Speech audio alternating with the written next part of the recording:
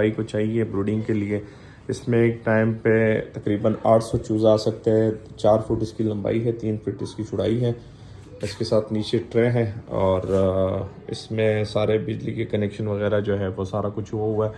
Movable है। इसके नीचे जो है ये टायर लगे हुए हैं दोनों साइड पे। ऊपर वाली साइड पे ये बेसिकली 2 पंजरे हैं।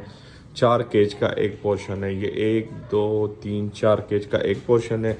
और इसी तरह नीचे वाला 4 केज का जो है 4 खानों वाला जो है एक वो है केज है। यहाँ से ये इसके ऊपर हमने उल्टा करके रखा हुआ। तो ये अवेलेबल है। जिस भाई को चाहिए वो व्हाट्सएप पर रब्ता करे। 0335597966 हमारा व्हाट्सएप का नंबर है।